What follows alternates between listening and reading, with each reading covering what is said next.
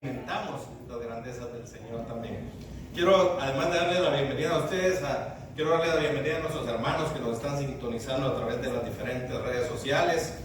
La semana pasada me impactó el pastor porque me dijo casi 3,000 seguidores tuvimos este viernes. Entonces, wow, digo yo. Y no es para vanagloria, no, el Señor nos libre. Gracias a Dios y la gloria sea para Dios porque su palabra está llegando, su palabra está alcanzando a muchas personas. Entonces la gloria sea para el Señor. Tenemos hermanos allá en Perú, Bolivia, Ecuador, Brasil, Argentina, según me dijo el pastor, El Salvador también, Cuba. Y desde España nos están sintonizando. Entonces es una gran bendición que el mensaje del Señor. Gloria sea para Dios. Bueno, ¿se acuerdan del tema que hemos estado hablando las últimas semanas? El mensaje a las 7 iglesias. Amén. Entonces ya hemos visto 3 para los hermanos que recién se están incorporando. Ya hemos visto a la iglesia de Éfeso, a la iglesia de Esmirna, iglesia de Pérgamo, y ahora nos toca la iglesia de Tiatira. Amén. Entonces, para el efecto, vamos a abrir nuestras Biblias en el libro de Apocalipsis, capítulo número 2. Aleluya. Gloria sea a Dios. Qué lindo es Dios. Aleluya. Capítulo número 2, verso 18. ¿Me dicen amén cuando lo tengan? Amén. Dice la palabra de Dios en el nombre del Padre, del Hijo y del Espíritu Santo. Y escribe al ángel de la iglesia en Tiatira: el Hijo de Dios, el que tiene ojos como llama de fuego y pies semejantes al bronce bruñido, dice esto: yo conozco tus obras y amor y fe y servicio y tu paciencia, y que tus obras postreras son más que las primeras, pero tengo unas pocas cosas contra ti, que toleras que esa mujer Jezabel, que se dice profetiza, enseñe y seduzca a mis siervos a fornicar y a comer cosas sacrificadas a los ídolos. Y le he dado tiempo para que se arrepienta, pero no quiere arrepentirse de su fornicación. He aquí, yo la arrojo en cama y en gran tribulación a los que con ella adulteran, si no se arrepienten de las obras de ella. Y a sus hijos heriré de muerte. Y todas las iglesias sabrán que yo soy el que escudriña la mente y el corazón, y os daré a cada uno según vuestras obras. Pero a vosotros y a los demás que están en Tiatira, a cuantos no tienen esa doctrina y no han conocido lo que ellos llaman las profundidades de Satanás, yo os digo, no os impondré otra carga. Pero lo que tenéis, retenedlo hasta que yo venga. Al que venciere y guardare mis obras hasta el fin, yo le daré autoridad sobre las naciones, y la regirá con vara de hierro, y serán quebradas como vaso de alfarero, como yo también la he recibido de mi Padre. Y le daré la estrella de la mañana.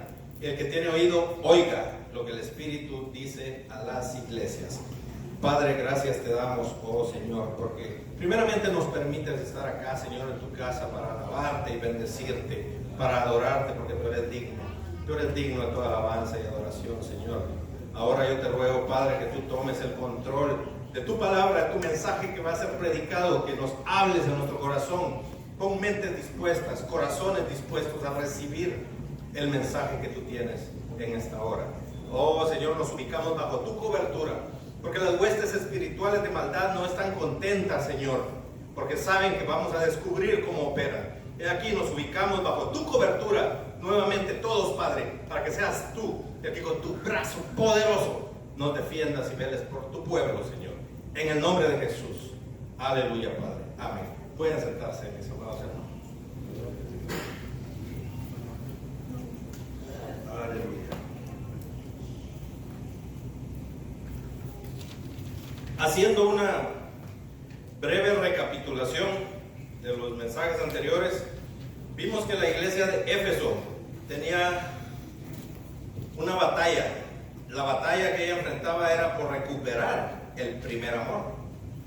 Recordamos que abundaba en obras, abundaba en buenas obras, era una iglesia poderosa en fallaba en el primer amor. Y el Señor la exhortaba. Y el galardón, el premio que iba a recibir era el árbol de la vida. Esmirna, su batalla era contra la blasfemia, la tribulación y la pobreza. Y su galardón era: no sufriría daño de la muerte segunda.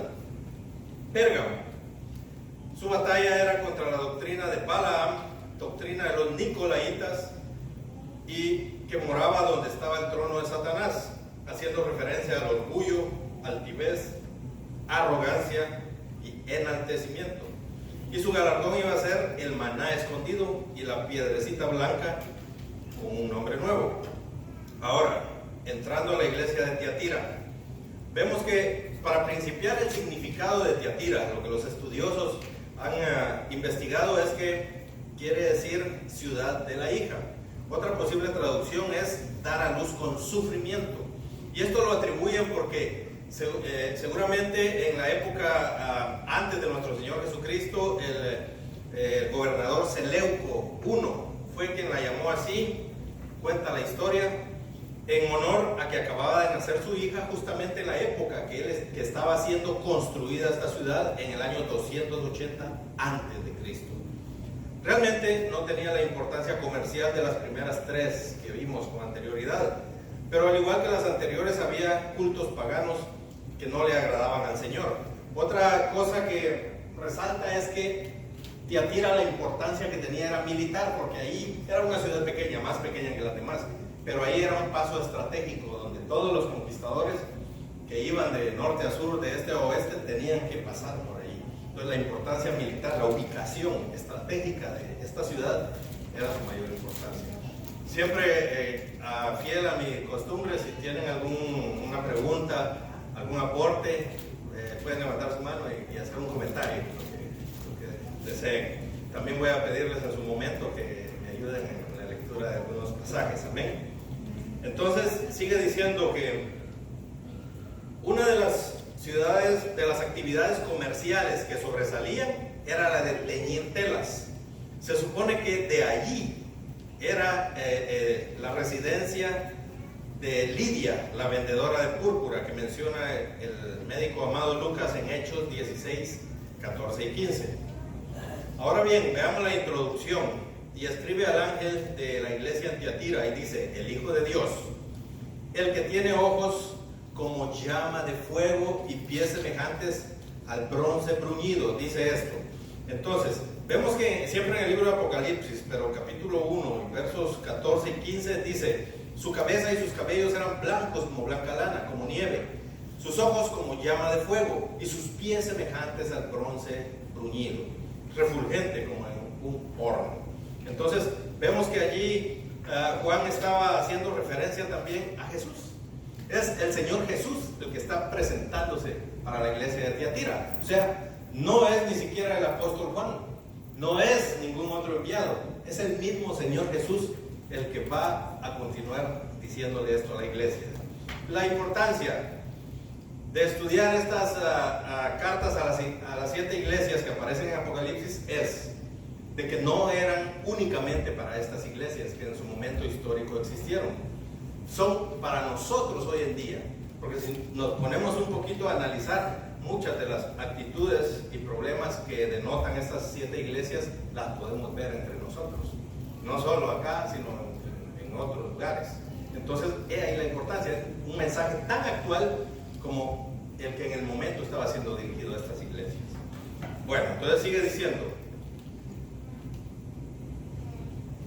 yo conozco tus obras, lo mismo que le decía a las otras, y amor, y fe, servicio y paciencia. Cuando uno habla de amor, uno dice: oh, ok, amar al prójimo, amar al hermano. Y qué bueno, qué fácil. Pero si analizamos la historia, el amar al hermano es una de las cosas más difíciles que en la historia de la humanidad podemos ver. Ejemplos: Caín y Abel. De ahí salió el primer asesinato. Y eran hermanos. Otro ejemplo: Jacob y Esaú. Eran hermanos. Y la Biblia dice que Esaú odiaba a Jacob y hubo un tiempo que lo quería matar.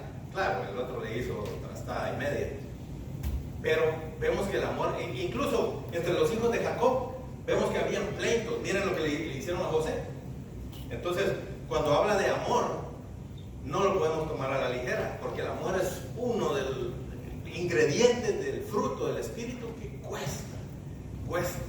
Entonces, entre nosotros mismos lo podemos ver. Pero el amor es tan importante que el Señor le resalta a esta iglesia que es una de las buenas cosas y de los motivos por que exalta a esta iglesia. Dice, yo conozco tus obras y tu amor y fe. La fe también es importantísima y difícil de tenerla, y lo podemos decir los que hemos estado enfermos. En cierto momento, yo ya les testifiqué que dije, Señor, pero ¿por qué? ¿Por qué a mí? Si yo te sirvo, Señor. Pero recordaba la iglesia de Esmirna, que le decía, yo conozco tu sufrimiento y pasarás todavía 10 días más de persecución, echarán a algunos en la cárcel, llevarás tribulación. Y entonces, pero no le reclamaba nada a la iglesia de Esmirna. Entonces, si la iglesia de Esmirna, tú lo conocías y tú le dabas el premio de que no vería la muerte segunda, yo analicé dentro de mí, Señor, gracias, porque lo que pasó a la iglesia de Esmirna no es nada comparado con lo que yo estoy pasando ahorita. Pero gracias, Señor. Comencé a agradecer y a alabar el nombre del Señor, y aquí me tienen, el Señor me levantó, gracias a Dios. Entonces, la fe, otro de los ingredientes difíciles pero importantes que desarrollemos. Servicio.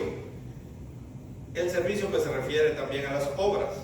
Y paciencia. Esta palabra paciencia ya la vimos en mensajes anteriores, que es la palabra griega hupomone, que implica muchas otras cosas, no solo de paciencia. Yo puedo decir, yo tengo paciencia, pero estoy renegando porque no me da al Señor lo que le he pedido.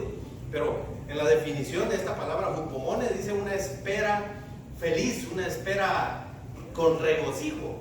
Entonces no es solo de esperar enojado, esperar indiferente, no. La palabra hupomone es una espera alegre en el Señor, a eso se refiere. Y sigue diciendo, pero tengo contra ti, y aquí es donde entramos a la situación interesante. Dice el verso 20, pero tengo contra ti unas pocas cosas. Tengo unas pocas cosas contra ti, que toleras que esa mujer Jezabel, que se dice profetiza, enseñe y seduzca a mis siervos a fornicar y a comer cosas sacrificadas a los ídolos. Pregunto, ¿quién era Jezabel? ¿Alguien se acuerda? Esposa del rey Acab, que existió como 800 años antes que se escribiera esta carta. Entonces podemos deducir de que no se trataba de esta Jezabel, pero tenía actitudes y actividades de esta mujer de hace 800 años en esta época. Hablando de hoy en día, estamos hablando de 2800 años hace que existió esta mujer, pero vemos actitudes. Vamos a analizarla, quién era Jezabel. Ahora sí, abramos nuestras Biblias en el libro de Primera de Reyes. Eso, nuestro hermano sí tiene ganas de leer ahí. Capítulo 16, versos 30 y 31 por el momento, pero vamos a leer más. 30 y 31. La palabra se ve en el Padre, el Hijo, Espíritu Santo, dice así. Y reinó Acab, hijo de Onri, sobre Israel en Samaria 22 años, y Acab, hijo de Onri, hizo lo malo ante los ojos de Jehová, más que todos los que reinaron antes de él, porque le fue ligera cosa andar en los pecados de Jeroboam, hijo de Nabat, y tomó por mujer a Jezabel, hija de Et-Baal, rey de los Sidonios, y fue y sirvió a Baal y lo adoró. Amén. Gracias, hermano. Vemos una cosa interesante. Recordamos que el Señor le había prohibido a su pueblo el tomar mujer, a los varones obviamente, y el tomar mujer de otro pueblo. ¿Por qué? Porque los iban a incitar a hacer lo malo, porque los iban a perder en la idolatría de ellas. ¿Y qué fue lo que pasó con esto?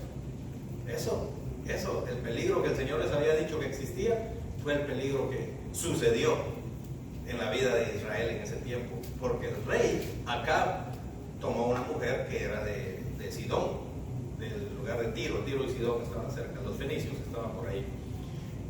Entonces, vemos que Jezabel dice que era idólatra, porque adoraba a Baal. De hecho, la palabra Jezabel es una incongruencia, porque su significado es casta, la no casada, dice otra traducción.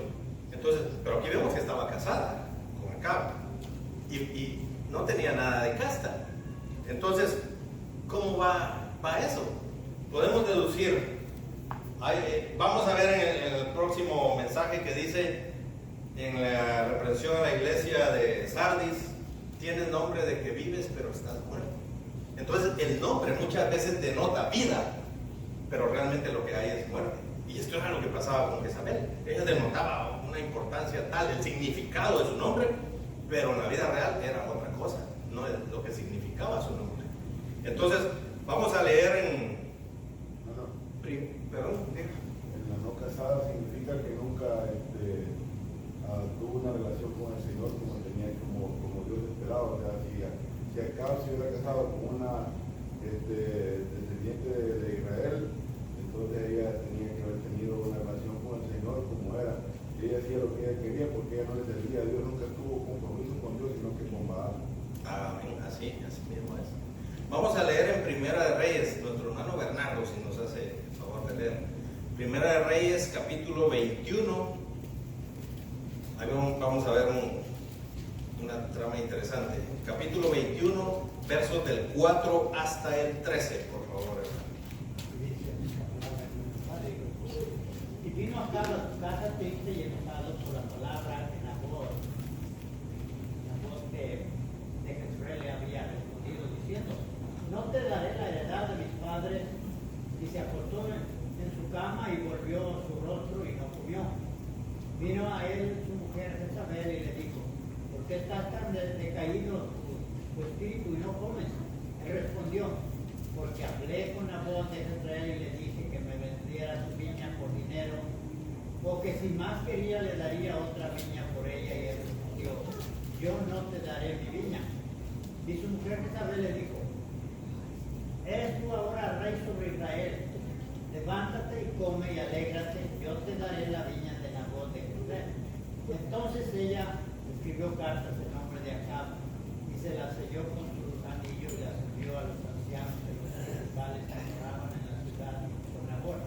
Y las cartas que escribió decían: así proclamar ayuno y poner a Nabot delante del pueblo, y poner a dos hombres perversos delante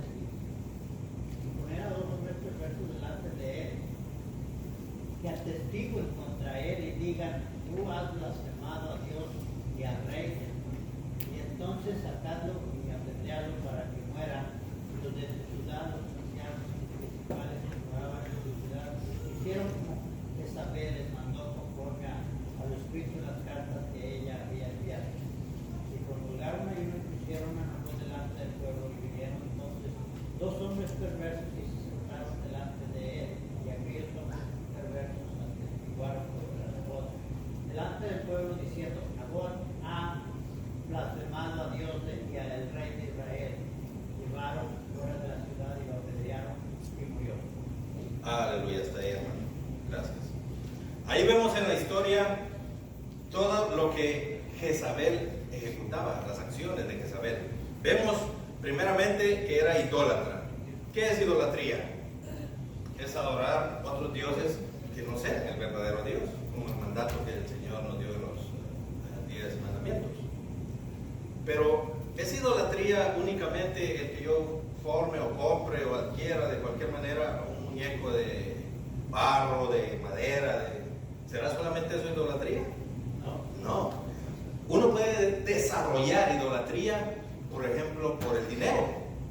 Uno puede dejar de buscar al Señor por aquella ambición de ganar y ganar. Uno puede ya tener algo ahorrado, puede tener sus posesiones, pero la ambición de ganar y ganar y ganar y tener más, eso se convierte en idolatría. Entonces, también el trabajo. que viene como relacionado a lo mismo, que uno deja de buscar al Señor, deja de servir al Señor por estar esclavizado, porque los ídolos esclavizan. Entonces, otra cosa, la profesión. Uno puede idolatrar su profesión. Oh, yo soy ingeniero. Oh, yo soy doctor, dirá otro. Yo soy abogado. Entonces, uno puede hasta llegar a idolatrar cierto escaño social, y con eso está relegando al Señor a segunda posición. Eso es idolatría. Puede también idolatrar uno a la familia, a los hijos. Oh, yo estoy orgulloso de mis hijos, y eso vendría a relacionarse con el mensaje también a Pérgamo, de que el orgullo podría llevarnos a ser idólatras también, porque nos enorgullecemos de un hijo que tenemos, de una hija. Oh, mi hija alcanzó tal nivel, mi orgullo. No, con mi hija no se metan, no la toquen. Idolatría.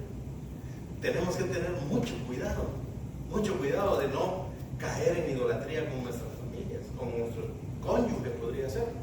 Y también uno mismo. Uno puede idolatrarse a uno mismo. Oh, no, si yo estudié, yo estuve en el seminario tal. Idolatría. Hay una, ¿cómo se le llama? Una historia en la mitología griega que habla de Narciso. Narciso dice que era un hombre que tenía bonitas facciones y tenía bonito físico, y se ponía al espejo a admirarse él mismo y decía, oh, ¿quién como yo? ¿Quién? Pues de ahí viene la palabra narcisismo. O sea, el que está orgulloso de sí mismo, el que quiere aparentar, quiere parecer mejor que todos los demás, porque narcisismo, idolatría. ¿Cómo está relacionado todo esto? Entonces, vemos de que la primera característica de Jezabel era la idolatría, y tenemos que tener cuidado de no desarrollar nosotros idolatría por alguna cosa, o persona, o profesión. Y otra característica, usurpa autoridad. Según el pasaje que nos leyó nuestro hermano Bernardo, dice que vino acá y fue con Nabot de Jezreel y le dijo, hey, véndeme tu viña, porque mira, está ahí cerquita de mi palacio, cerquita de mi casa. Es más, ni me voy a tener que bajar a ensuciar, allá a caminar en la tierra para regarla. Desde aquí, desde la ventana de mi palacio, con una manguerita la voy a regar. Hasta eso se quería ahorrar Nabot, acá.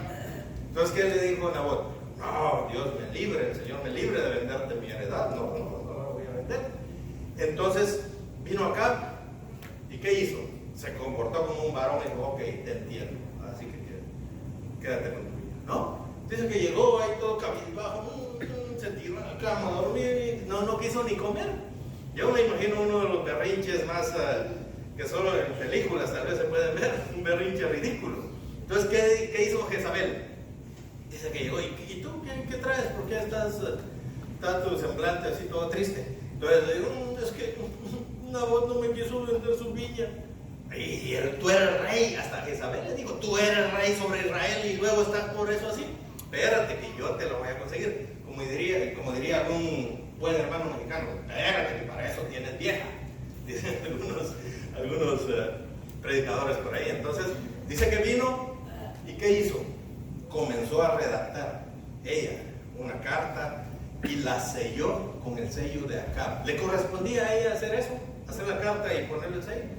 No le correspondía a ella. Ella estaba usurpando autoridad. Después engañó, porque dice que proclamó ayuno. Imagínense. Entonces, vemos que esta mujer aparentaba, pero realmente no era de Dios todo lo que hacía. Yo hasta he escuchado algunos testimonios de ex satanistas y ellos mismos confiesan de que los satanistas ayudan. Incluso yo creo que ayudan más que nosotros los cristianos. Entonces, esta mujer vino, promulgó ayuno y mandó cartas a los líderes religiosos de la época. Pongan testigos falsos y digan que Nabot blasfemó en contra de Dios y en contra del rey. Y apedréenlo y mátenlo. Y eso fue lo que hicieron. Vemos que también hay cuando Jezabel, el espíritu de Jezabel se mete en la iglesia, puede distorsionar la noción, el pensamiento, la intelectualidad, la capacidad de razonar de los líderes, porque han permitido, porque el Señor le dice a la iglesia, pero tengo contra ti que toleras que esa mujer. Y realmente no se estaba refiriendo a una mujer, no, era una entidad. Pero ya les expliqué que muchas veces que se refiere a una mujer en la Biblia, por ejemplo en Zacarías está la maldad y la iniquidad. Vi a dos mujeres, dice, la maldad y la iniquidad. Se está refiriendo a entidades espirituales, no a mujeres de carne y hueso, pero se personifican como figuras femeninas. Entonces, está diciendo que fue y promulgó ayuno y mataron. Y llega después con acá, bueno, ¿qué era lo que querías? ¿Cuál era tu berrinche? Ahí está tu viña, ve y toma. Le solucionó el problema al esposo. ¿Pero fue esto justo delante de Dios? Dice que inmediatamente cuando Acab, si siguen leyendo la historia, cuando Acab llegó a tomar posesión de la viña, el Señor le mandó al profeta a hablarle. Por cuando esto has hecho, te la verás conmigo. Y ahí pueden leer ustedes la historia. Tomó represalias el Señor porque Acab dejó que la mujer usurpara autoridad. ¿Qué quiere decir esto? Que tenemos que tener cuidado porque Jezabel puede usurpar autoridad en el hogar, en la familia, en la iglesia y en la sociedad. ¿Cómo en la sociedad dirán ustedes? Bueno, y como este mensaje es tan actual, no es para estos días, recordemos algo que ha estado en el tapete y están queriendo ponerlo, echarlo a andar y ponerlo, la ideología de género. ¿Saben que la ideología de género es un paquete de inmoralidades que el sistema satánico que dirige el mundo quiere imponer a toda costa en todos los países? Y varias cosas. Por ejemplo, la primera es que quieren imponer que el Estado tome el control de la educación de nuestros hijos.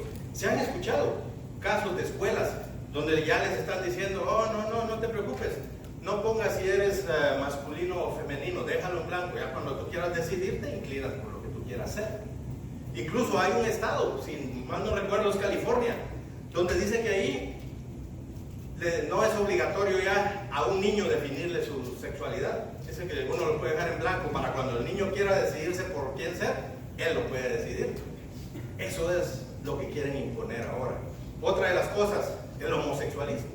Los matrimonios igualitarios le llaman ellos. O sea, que un hombre tenga todo el derecho de casarse con otro hombre, una mujer tenga todo el derecho de casarse con otra mujer, lo cual va en contra de lo que dice la palabra.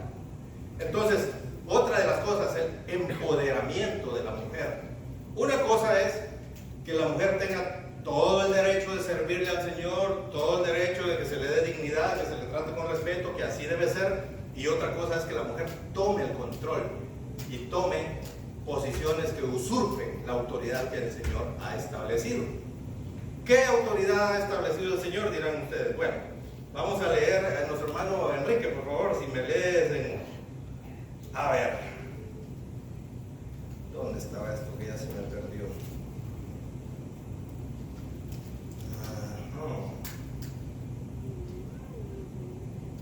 Génesis 3:16, por favor. En eso nuestra hermana Sandra, si me puede leer en 1 Corintios 11:3. 3:16, ¿verdad? 3:16 de Génesis. A la mujer dijo, multiplicaré en gran manera los dolores en tus preñeces, con dolor darás a luz los hijos, y tu deseo será para tu marido, y él se enseñoreará de ti.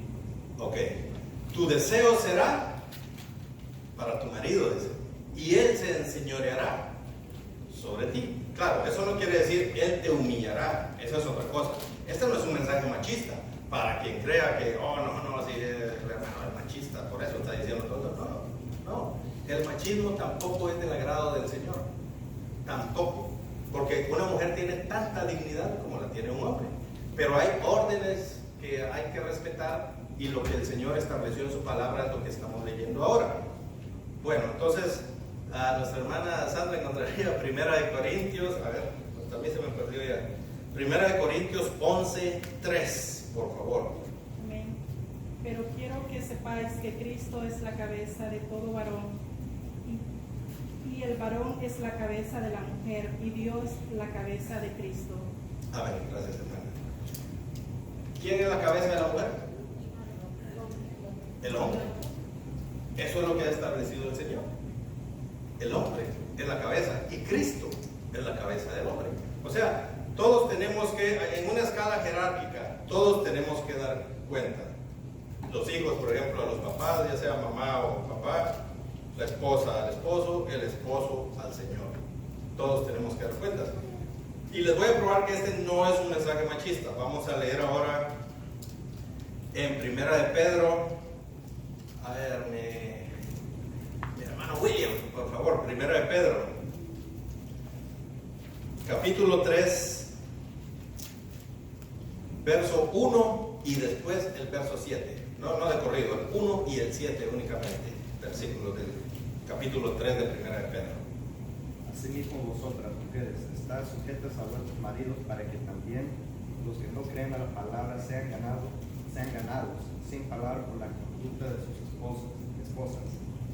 El 7 dice: vosotros maridos, igualmente vivid con ellas sabiamente, dando honor a la mujer como a vaso más frágil y como coherederas de la gracia de la vida, para que vuestras oraciones no tengan estorbo. Amén, gracias, hermano. Yo recuerdo un pensamiento que escuché por ahí, alguien lo dijo, no recuerdo quién, de un pastor ya anciano que le recomendaba a su discípulo: predica siempre, a todas horas, predica, y si te es muy necesario, también habla. Entonces, ¿qué le estaba diciendo? Que las acciones que él hacía estaban predicando. Las acciones transmitían el mensaje del Señor Jesús. Eso fue el primer versículo que nos leyó nuestro hermano William.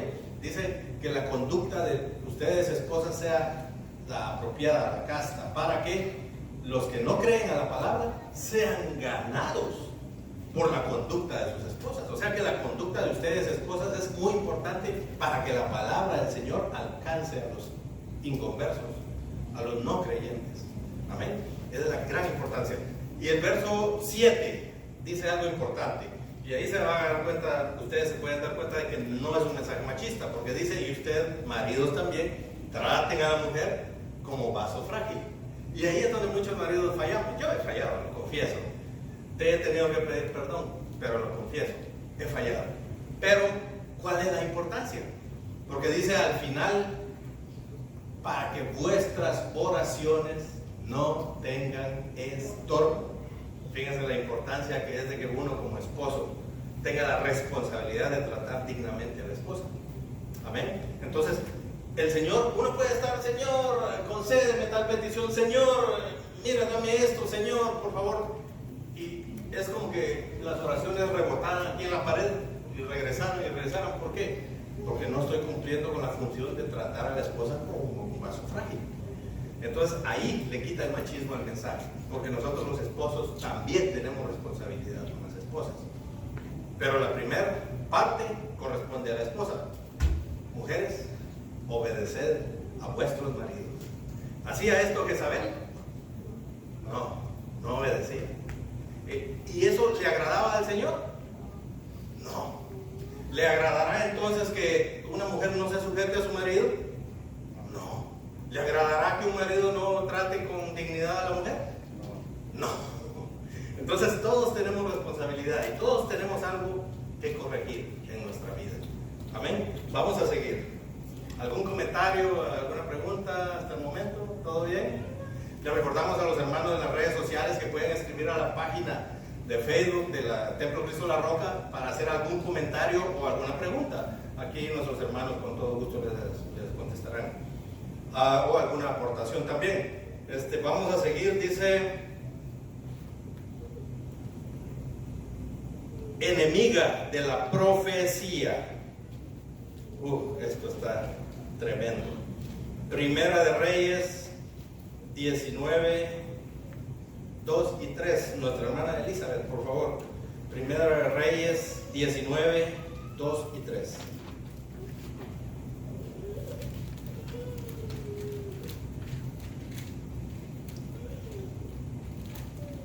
Estamos resumiendo porque estas historias son un poquito largas y no, por factor tiempo, no nos daría tiempo de leer toda la historia.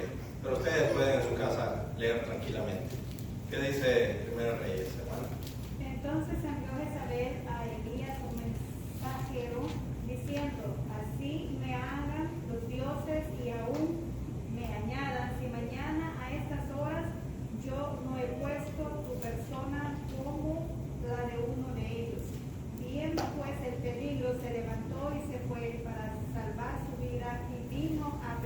tierra que está en Judá y dejó allí a su criado.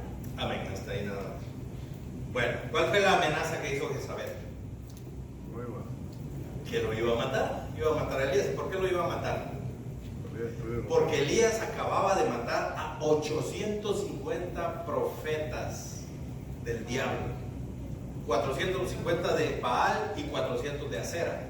Hacían un total de 850. Y recuerdan ese incidente. Dice que el pueblo estaba tan descarriado, casi a todo el pueblo había perturbado con sus actividades Jezabel, y solo 700 profetas creo que estaban por ahí escondidos, y Elías creía que solo él estaba. Pero dice que vino el Señor le dijo, haz esto y haz lo otro. Entonces retó a los profetas y le dijo acá, trae a todos tus profetas de Baal y ellos que hagan su sacrificio, yo voy a hacer el mío, ahí veremos quién es Dios. Y bueno, y estuvieron todos los profetas de Baal saltando, dice que hasta se cortaban y brincando y haciendo bulla, y no descendió nada. Entonces ya cuando le tocó el tiempo a Elías, dice que no solo hizo eso, sino que hizo el sacrificio y echó agua.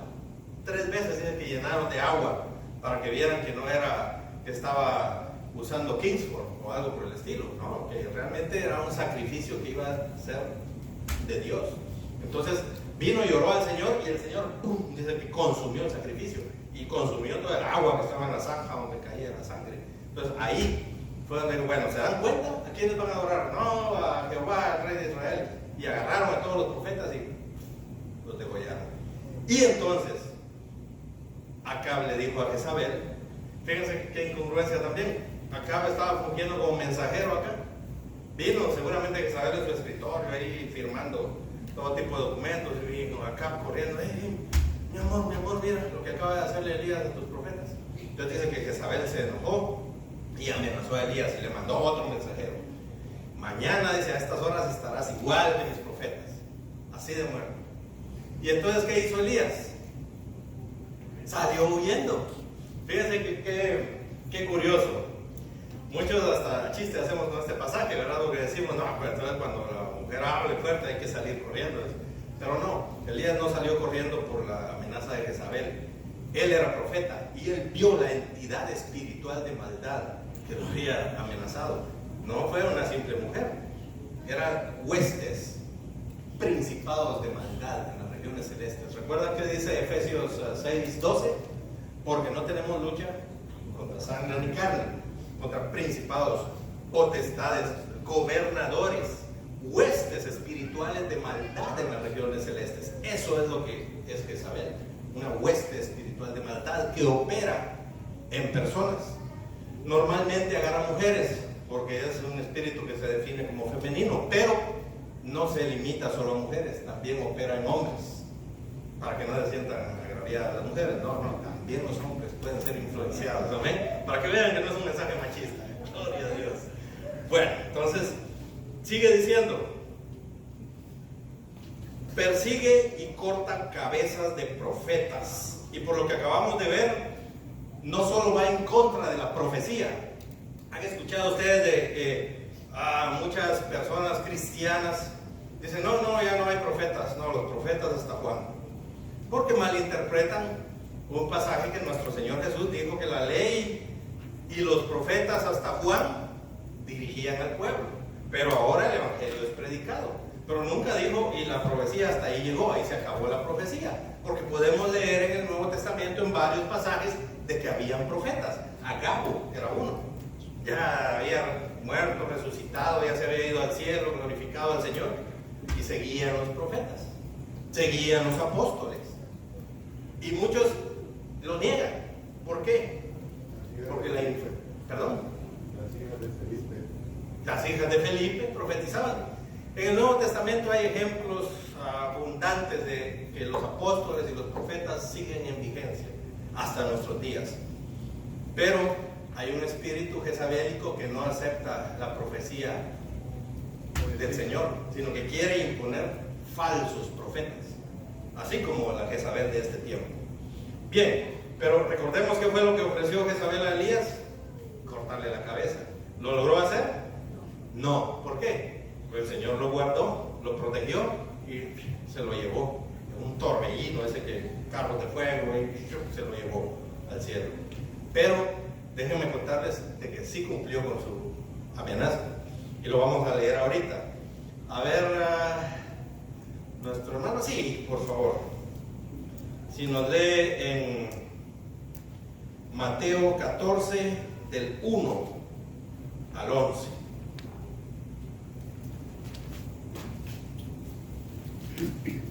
Amén. En aquel tiempo, Herodes el tetrarca oyó la fama de Jesús y le dijo a sus criados: este es Juan el Bautista, ha resucitado de los muertos y por eso actúan en él estos poderes. Porque Herodes había prendido a Juan y le había encadenado y metido en la cárcel por causa de Herodías, mujer de Felipe, su hermano. Porque Juan le decía: no te es lícito tenerla.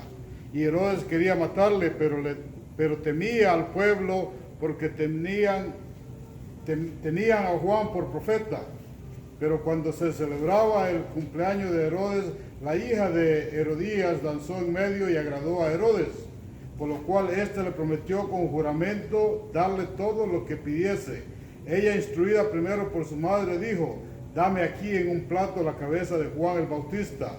Entonces el rey se entristeció, pero a causa del juramento y de lo que estaba con él a la mesa, mandó que se la diesen. Y ordenó decapitar a Juan en la cárcel. Y fue traída su cabeza en un plato y dada a la muchacha, y ella la presentó a su madre. Entonces llegaron sus discípulos, tomaron el cuerpo y lo enterraron, y fueron y dieron las nuevas a Jesús.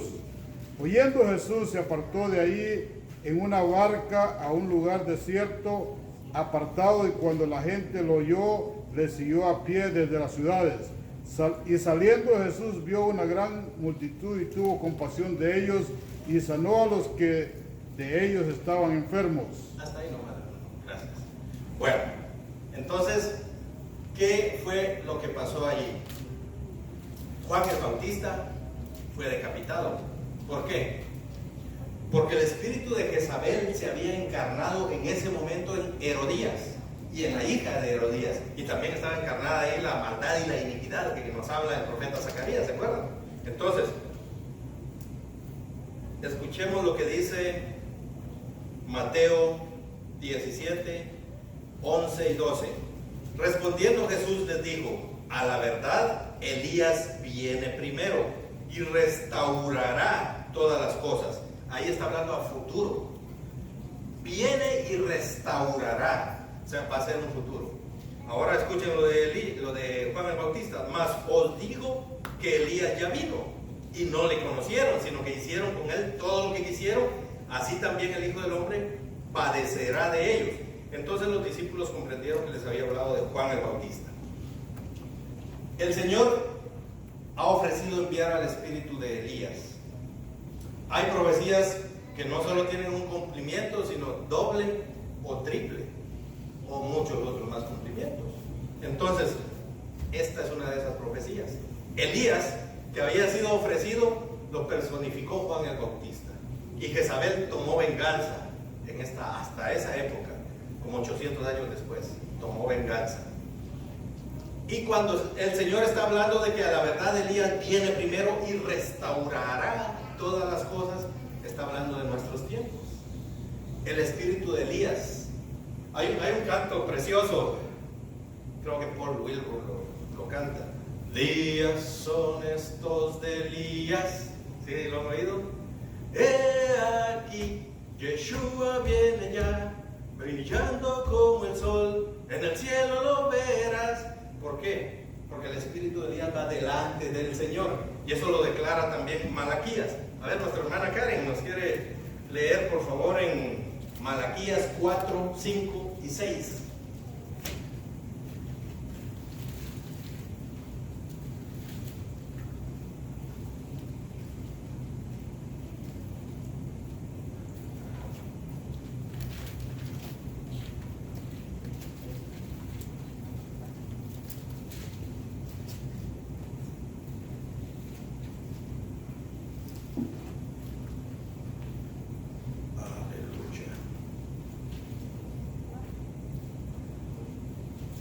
Malaquías capítulo 4, 5 y 6. Acordaos de la ley de Moisés, mi siervo, a cual encargué en Horeb ordenanzas. Perdón, y- Malaquías, ¿no? Malaquías. Malaquías, El verso 5. de aquí yo. No, ahí en el capítulo 4, verso 5. Capítulo 4, verso 5. He aquí yo os envío el profeta Elías Eso. antes que venga el día de Jehová grande y terrible. Él hará volver el corazón de los padres hacia los hijos y el corazón de los hijos hacia los padres, no sea que yo venga y hiera la tierra con maldición. Amén, gracias hermano. He aquí yo envío al profeta Elías antes de que venga el día grande y terrible de Jehová. El día grande y terrible de Jehová está pronto a venir. Ya estamos en los tiempos. Y Elías, el espíritu de Elías está viniendo. ¿Y saben quién está viniendo también? El espíritu de Jezabel. Ese es el peligro. Y por eso tenemos que estar enterados cómo opera Jezabel, para reconocer, tener el discernimiento de lo alto y decir, oh no, aquí hay un espíritu jezabélico. No, a esto tenemos que reprenderlo. Y no vamos a reprenderlo humanamente, sino espiritualmente. No vaya a llegar usted con el cincho a tu casa, bueno, te sujetas o te sometes o te somato, decíamos ahí en Guatemala. No, así no es. Es espiritualmente, a base de ayuno y oración. Eso es la forma y la manera. Lectura de palabra, pedirle al Señor guianza, discernimiento, el fruto del Espíritu del Señor, los dones del Espíritu. Así es como se derrota esta entidad de maldad. Amén. Sigue diciendo. ¿Alguna pregunta, alguna aportación, hermano? Los veo así bien a la expectativa, pero no me comentan nada. Todo bien en el momento, ok, bueno, seguimos. Dice, una de las cosas que no debemos confundir con un espíritu jezabélico es la participación de la mujer en el ministerio. Porque muchas veces agarramos un pasaje que escribió Pablo, le escribió a Timoteo, en primera de Timoteo 2:12, nuestra hermana Elizabeth, ¿nos puede leer, por favor? Primera de Timoteo 2:12.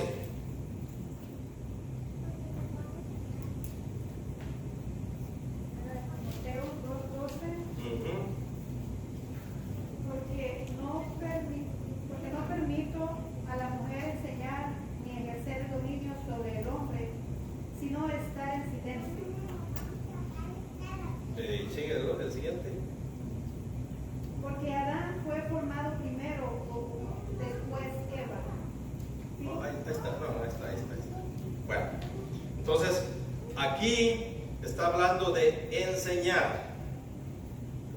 La palabra que se utiliza ahí en enseñar es didascos o didascalos, llaman algunos, depende de la escuela griega. Pero didascos es la enseñanza solo diseñada para apóstoles.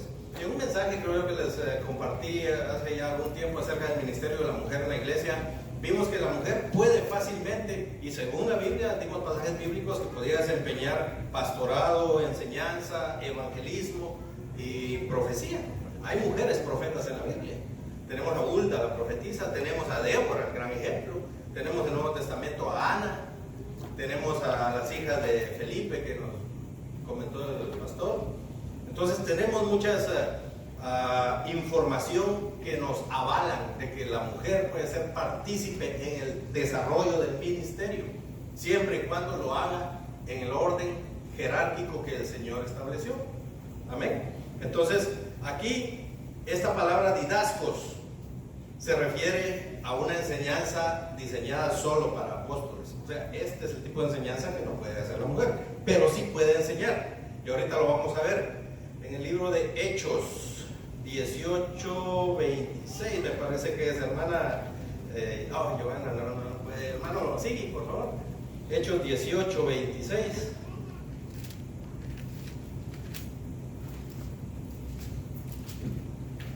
Amén. Y comenzó a hablar con el denuedo en la sinagoga, pero cuando lo oyeron Priscila y Aquila, le tomaron aparte y le expusieron más exactamente el camino de Dios. Amén, hasta ahí. Bueno, le expusieron. Esa es la palabra importante aquí en este versículo. ¿Por qué? Porque expusieron viene del griego ektitemi, que quiere decir declarar, exponer o enseñar. Entonces, ¿quiénes eran los que estaban haciendo eso? Priscila y Aquila. Eran una pareja, esposos. ¿Saben? Entonces, ahí si nos damos cuenta, si leemos todos los pasajes que hablan de Priscila y Aquila, nos vemos que Priscila era una maestra, pero dinámica. Dice que ahí está hablando de Apolos, que oyeron que Apolos sabía bien disertar la palabra y exponía, incluso se ponía a discutir con los judíos que no creían en Jesús, y él les decía no, y les declaraba y les demostraba con las escrituras que Jesús era el Cristo, que tanto esperaban. Y entonces, cuando vieron que tenía bastante de nuevo para hablar, dice que lo llamaron aparte y le preguntaron si había oído del bautismo del Espíritu Santo. Entonces él les dijo, no, ni siquiera sabía que había bautismo. Entonces ahí fue donde se utilizó esta palabra. Le enseñaron, le expusieron los dos. Entonces ahí quiere decirle que la mujer también está capacitada, si está en el orden del Señor, para enseñar. No necesariamente para didascalos, pero sí para ektitemi. Está mira, rara esa palabra. A ver, ektitemi, declarar. Aleluya. Bueno, seguimos. Está curioso este idioma griego.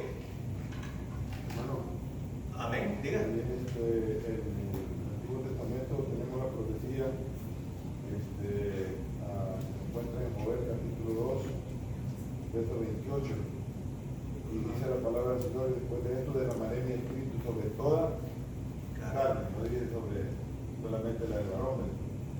Y dice, y profetizarán vuestros hijos y vuestras hijas. Amén.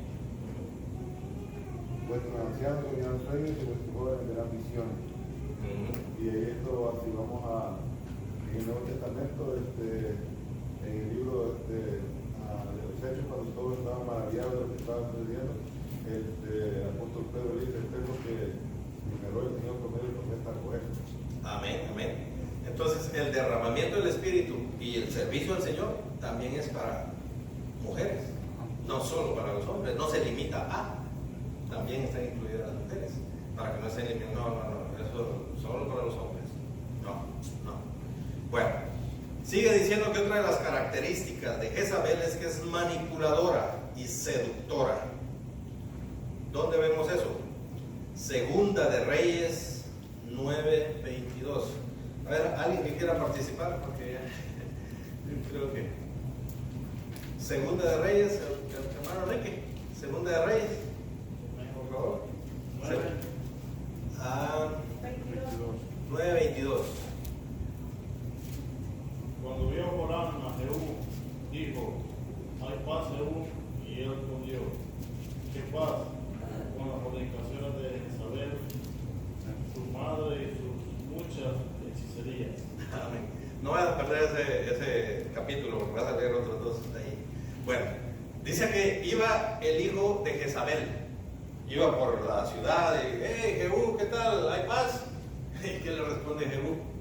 ¿Qué paz va a haber con las fornicaciones de tu madre?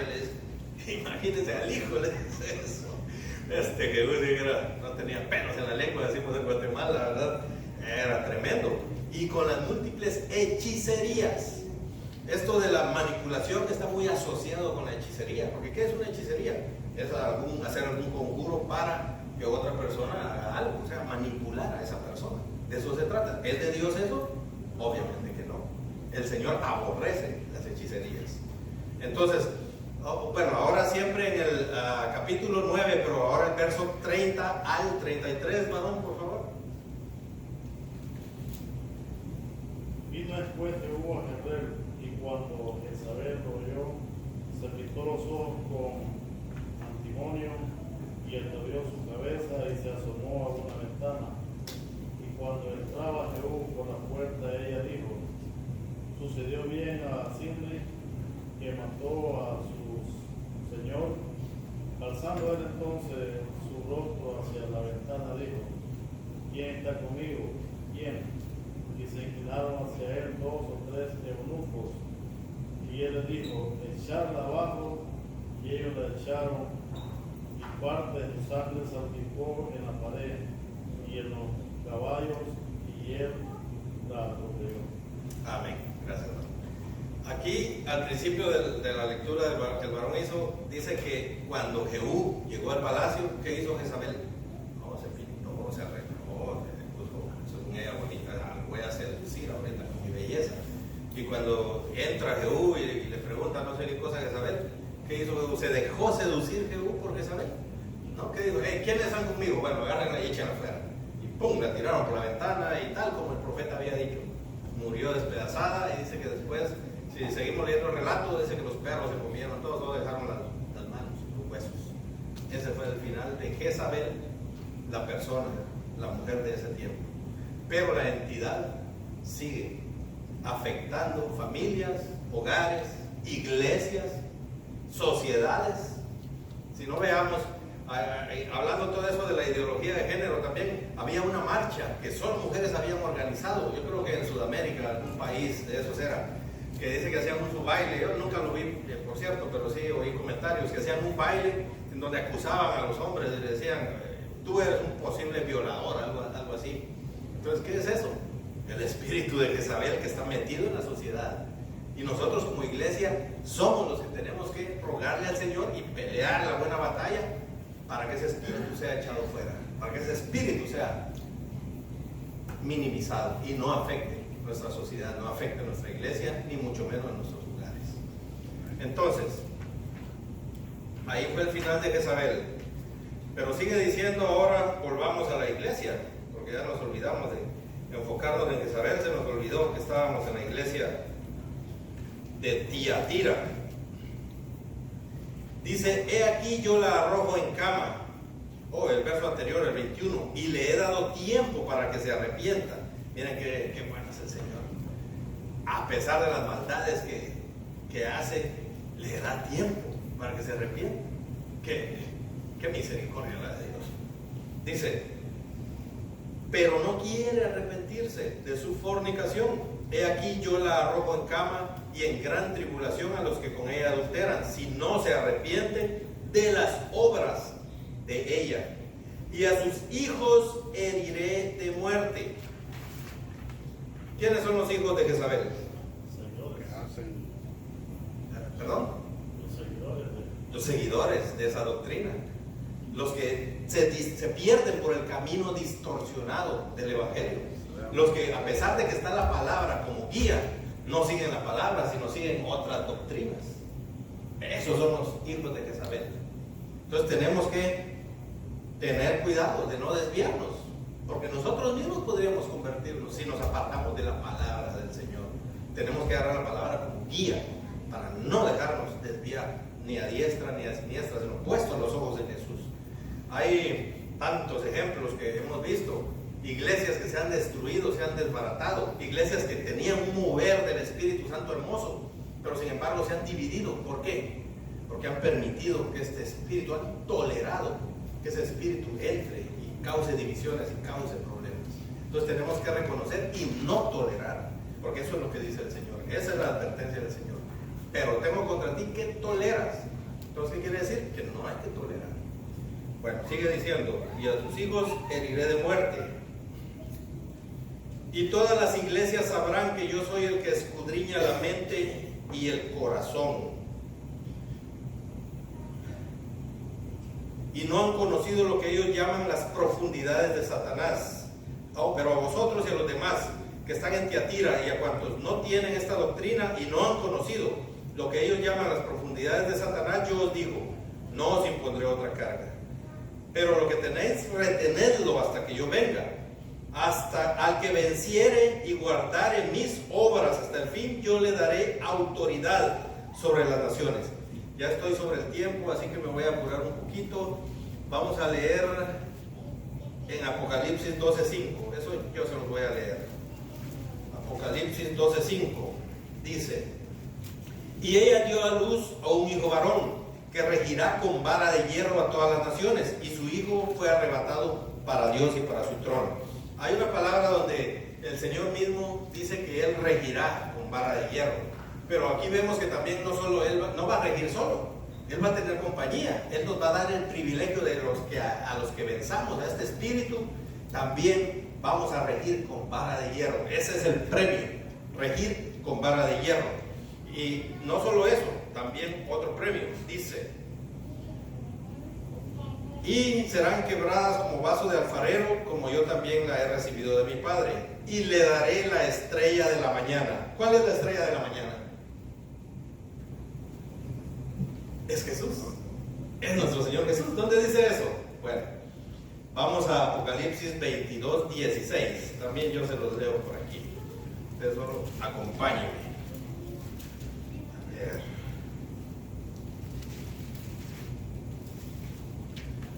Dice la palabra de Dios, 22:16 de Apocalipsis: yo, Jesús, he enviado mi ángel para daros testimonio de estas cosas en las iglesias. Yo soy la raíz y el linaje de David, la estrella resplandeciente de la mañana. ¿Qué está diciendo entonces? De que el premio para los vencedores, para los que no se dejen influenciar por el espíritu de Jezabel, es Jesús mismo. Imagínense qué gran premio. Nosotros consideramos un buen premio si, por ejemplo, nos regalan un terreno, una casa, un carro. De hecho, qué regalo, qué regalazo. Pero el Señor no nos está diciendo que nos va a dar un material. Él mismo va a ser el premio. Él. Imagínense qué privilegio, ¿verdad? Pero ¿qué tenemos que hacer para alcanzar eso? Guardar las obras, la palabra del Señor y cuidar. ¿Perdón? ¿Algún comentario por ahí? Todo bien. Bueno, entonces yo espero que esta enseñanza realmente haya hablado a nuestros corazones, porque es importantísimo. Como les dije, como ustedes lo pudieron ver, esta enseñanza es tan actual. No se limita solo al tiempo en que sucedieron las cosas de Primera de Reyes, sino que hoy en día podemos ver que esa entidad de maldad pudiera estar infiltrándose de alguna manera a nuestro hogar, a nuestra iglesia, a nuestra sociedad. Y tenemos que no tolerarla. Tenemos que decirle no a Jezabel. Que el Señor les bendiga. Yo le voy a dejar el tiempo a mi hermana que está dirigiendo. Dios les bendiga. Un saludo especial para nuestro hermano Esdras Nehemías, que nos sintoniza allá en Guatemala también. Que Dios les bendiga. La gloria sea para el Señor.